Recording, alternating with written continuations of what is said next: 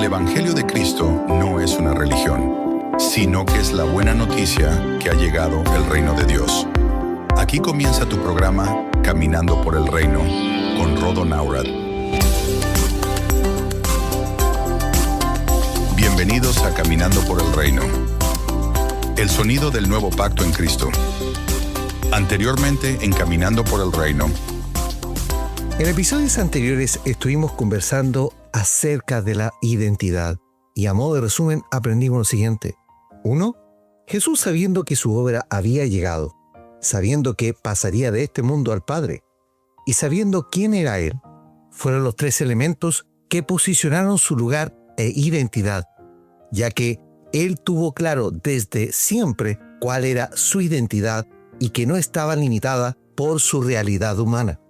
Segundo, a raíz del cambio de identidad de Saulo a Pablo, el apóstol escribe que ya no conocemos a nadie según la carne o según la identidad que tenía como ser humano.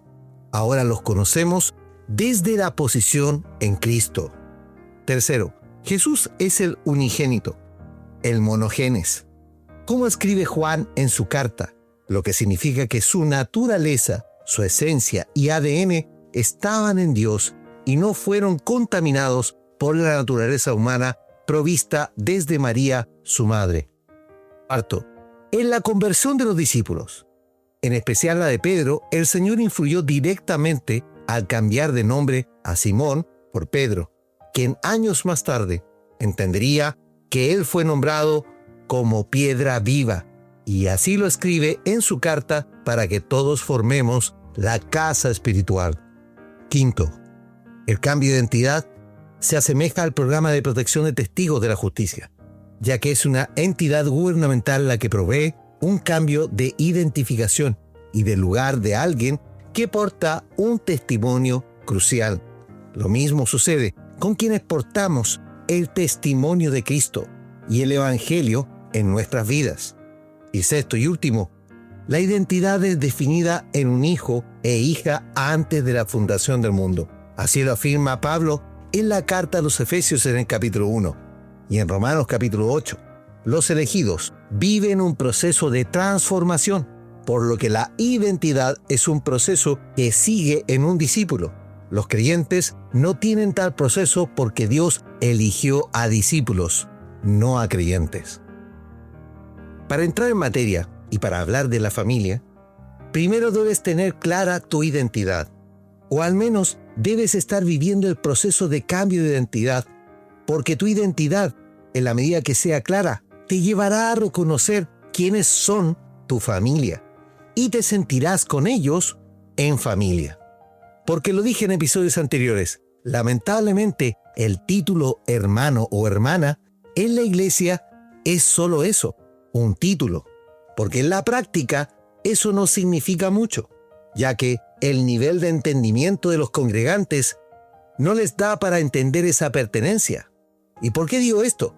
Porque esa es la realidad. No hay amor genuino con los hermanos. Y eso se debe a que tanto el formato de la liturgia como los espacios para la reunión fraternal no se da esa comunión. Pero ya vamos a entrar en esos detalles. Vamos a leer lo que nos dice Pablo en la carta a los Romanos en el capítulo 8. Y leo a partir del versículo 28 y dice: Y sabemos que a los que aman a Dios, todas las cosas ayudan a bien, a los que son llamados conforme a su propósito, porque a los que antes escogió, también los predestinó a ser conformados a la imagen de su Hijo, a fin de ser Él primogénito entre muchos hermanos. Y a los que predestinó, a estos también llamó. Y a los que llamó, a estos también declaró justos. Y a los que declaró justos, a estos también glorificó. Romanos capítulo 8, versículo 28 al 30, en la versión cuarta de la Biblia textual. Como ya hemos conversado en episodios anteriores, el punto del apóstol tiene que ver con los que Dios escogió. Lo primero es que debes entender que Dios te escogió y te predestinó para que adoptes la forma de su Hijo o conforme a su imagen sea formado. Por ello que para ser hijo debes morir a la forma que tenías antes, a tu manera de pensar, a tu manera de vivir, a tu manera de hacer las cosas. Bajar de ese ego gigantesco con el que vives día a día en tu interior. Y todo parte desde el cambio de identidad. Saulo de Tarso cambió de identidad a Pablo, el apóstol de los gentiles. Él hizo ese cambio de nombre y el resto es una decisión de morir a quien era él antes de conocer al Señor. Luego, adoptar una nueva manera de vivir, pero entendiendo su nueva identidad. Ya no pertenecía a la nación de Israel. Él pertenece al reino. Cambió de política y hasta de costumbres. Incluso hasta su dieta o manera de alimentarse. Todo cambió en el apóstol a partir de ese cambio de identidad. Cuando entendemos que no existe la vida secular o la vida mundanal en Cristo, es porque en Cristo tenemos una vida nueva. El sistema de vida de la gracia es el que opera desde tu mentalidad hacia todo lo demás en tu vida. Pablo dice en la carta a los Romanos lo siguiente: porque a los que antes escogió, también los predestinó a ser conformados a la imagen de su Hijo, a fin de ser Él primogénito entre muchos hermanos. Note lo que dice: tú y yo debemos ser conformados. La palabra griega que usa Pablo en la carta es summorphos, que significa que tiene la misma forma de otro, propiamente conformado para participar en la misma esencia e identidad. Forma internamente, es decir, tiene un comportamiento similar debido a que uno tiene la misma naturaleza esencial o comparte la misma genética, por lo que se entiende del significado de esta palabra, que es adoptar la imagen desde la esencia, forma y ser semejantes a Él en todo. ¿Va entendiendo este punto? Cristo vino que Él sea el modelo para seguir, no solo en poder, no solo en cuanto al Evangelio, sino Él es el modelo a seguir y ser formados como Él, para parecernos a Él. Note que todo esto es desde el interior, no es desde el exterior. Summorphos es adoptar la imagen, esencia y modelo de otro en ti mismo. Pablo en la carta a los Filipenses ocupa la misma palabra y dice: para conocerlo a Él y el poder de su resurrección y la participación de sus padecimientos, llegándose a ser semejantes a Él en su muerte. Filipenses capítulo 3, versículo 10, en la versión cuarta de la Biblia textual. Lo que implica esto, que la adopción de su forma y esencia están ligados a su muerte y sus padecimientos. Ya lo dije en episodios anteriores, el Señor no vino a llamar a multitudes. No le interesan las congregaciones grandes. Cristo vino a llamar a discípulos. Y aprendiendo a ser discípulos, podamos replicar eso en otros y a discipularlos. Por eso que insisto que discipular no es un curso. Eso, mis hermanos, es para iniciar. Es como la base. Si alguien va a tu casa de alguna organización y va con algún libro, alguna cosa, ese es el principio. Es solamente la base teórica del discipulado. Pero discipular significa que tú aprendes haciendo, imitando al maestro o a quien te está enseñando. Por ello que quienes no entienden esto son como los destinatarios de la carta a los hebreos, y Pablo les dice lo siguiente: acerca de esto tenemos mucho que decir y difícil de explicar, porque os habéis hecho tardos para oír, porque debiendo ser ya maestros, en razón del tiempo, tenéis necesidad de que alguien os enseñe otra vez los primeros rudimentos de los oráculos de Dios.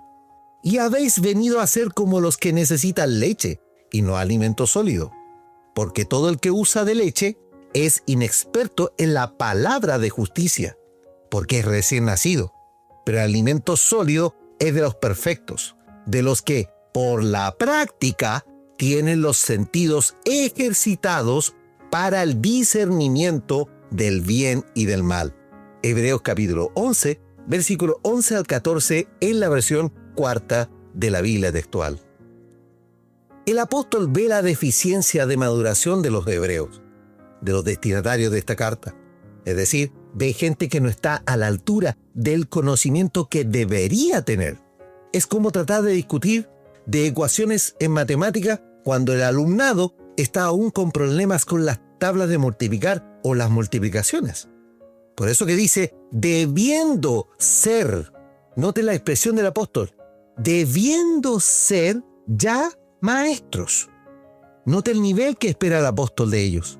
Todavía tienen necesidad de que se les enseñe los rudimentos. Todavía tienen necesidad de los conocimientos básicos.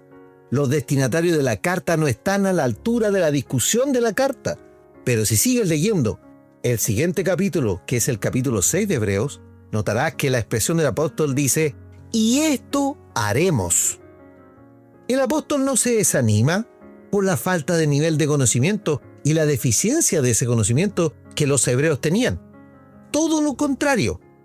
Por eso que él dice, esto lo vamos a hacer de todas maneras con ustedes.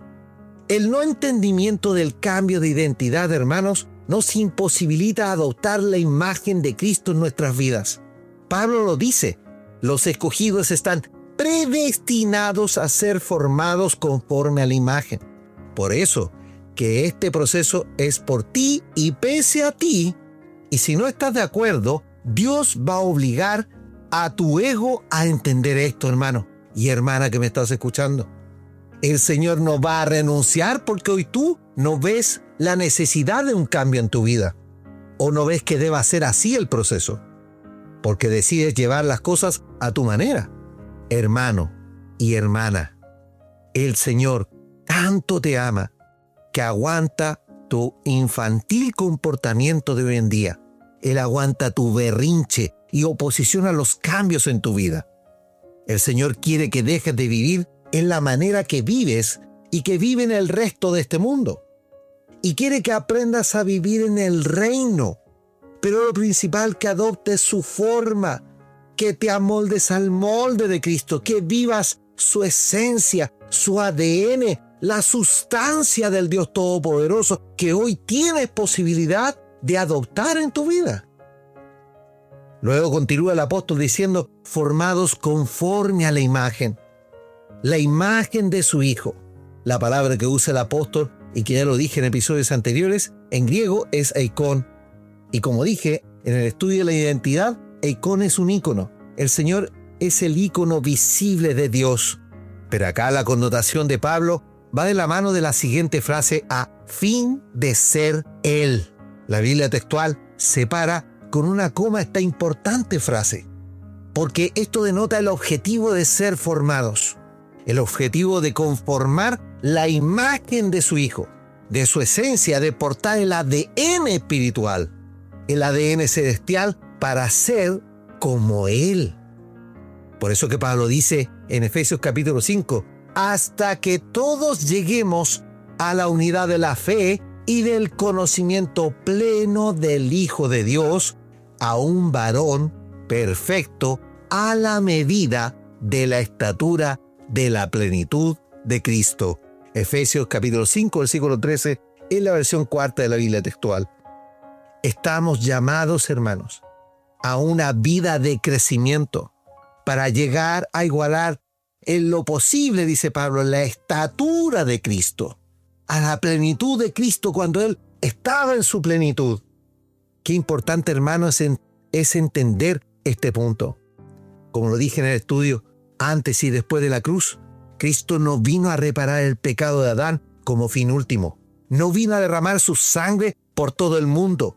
No, hermanos, Cristo vino para que a partir de la redención pagada en la cruz con su sangre, tú puedas desde allí partir a una vida nueva. El bautismo, mis hermanos, no es el fin. Es el inicio del caminar en el reino. Porque Cristo es el reino. Él es el camino. Él es la verdad o la realidad de nuestras vidas. Y Él es la vida. ¿Lo vas entendiendo? Y termina la idea del apóstol al decir, primogénito entre muchos hermanos. La palabra que usa en griego el apóstol es prototokos. Y esta palabra da origen a una palabra muy conocida que es prototipo. Ya dije anteriormente, Cristo es el unigénito. Antes de la cruz era el único en su especie, pero no estaba destinado a ser el único, sino que iba a ser el prototipo de muchos hermanos. Amados, Dios en su generosidad, en su gran amor, en su gracia inmerecida para con nosotros, quiere que tú adoptes la imagen que Él creó en su Hijo. Compartas la esencia de Cristo. Seas moldeado conforme al prototipo y portes su ADN. La palabra prototipo que indica aquí el apóstol es que Cristo es el molde a seguir. Pablo nos quiere explicar que el proceso de discípulo es ser moldeado, pero no moldeado conforme a una organización. El proceso de moldeado se refiere enteramente al molde que es Cristo. Ni siquiera el Pablo habla de un molde como de Él como molde. No, Cristo es el molde. Esta introducción al tema de fondo que es la familia es muy importante de entender, porque esto nos permite mostrar, hermanos, por qué debes entender desde dónde nace esta familia.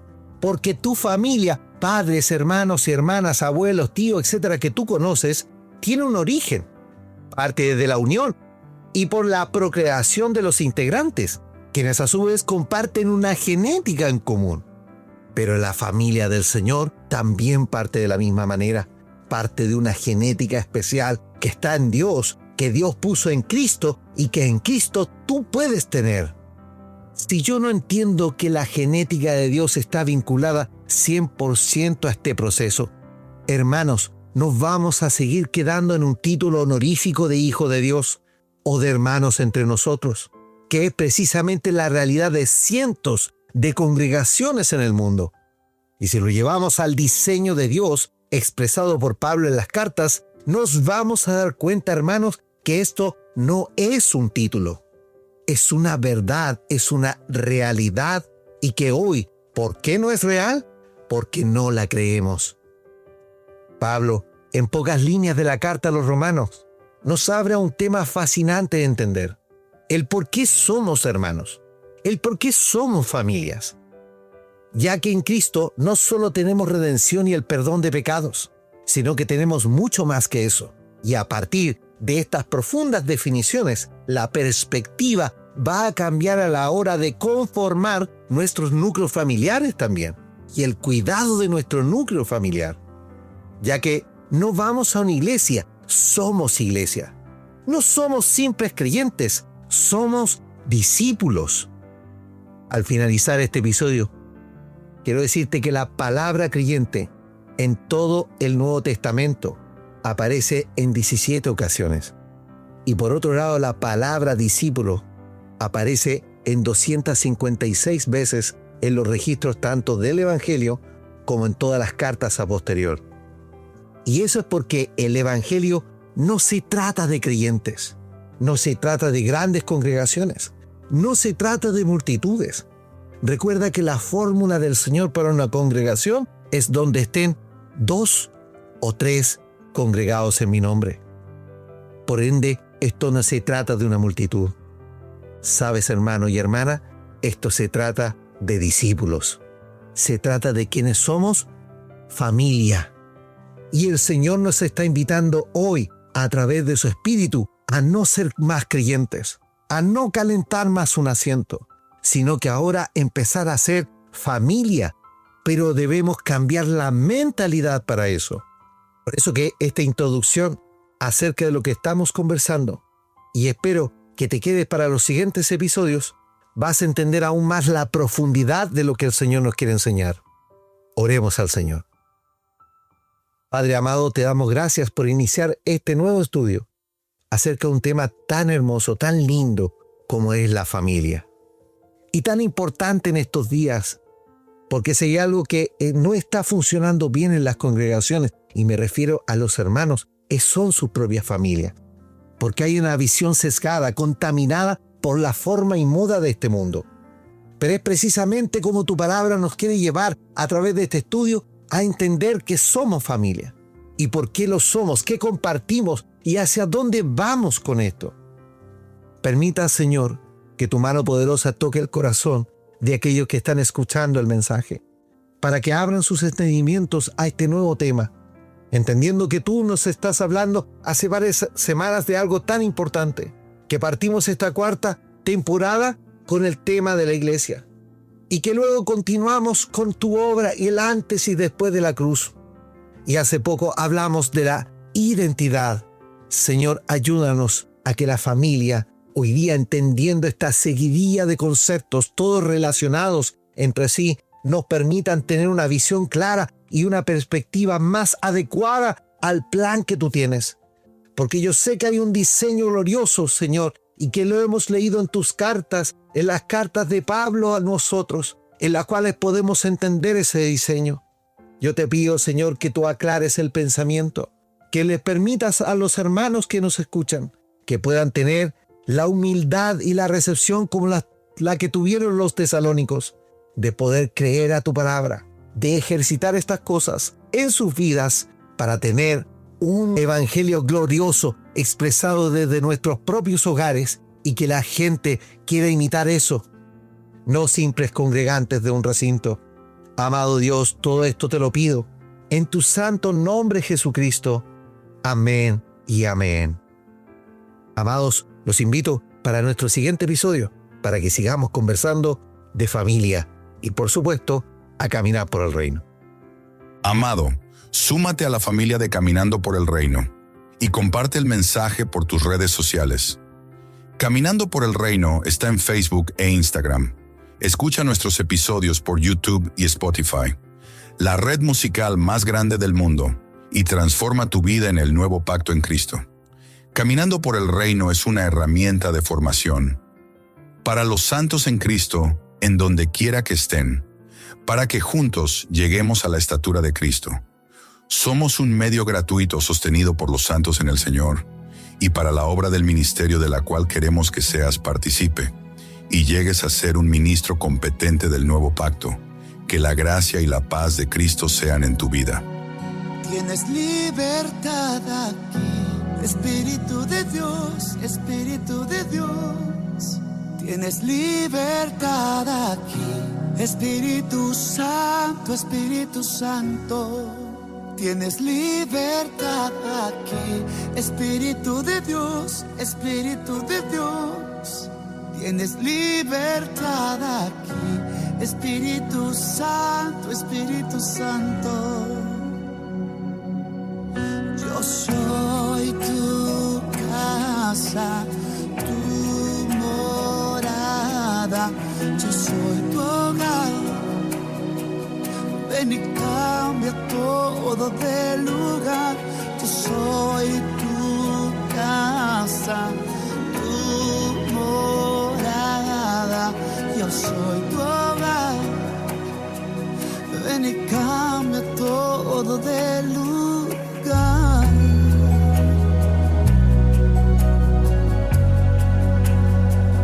Oh, oh, oh. Tienes libertad aquí, Espíritu de Dios, Espíritu de Dios.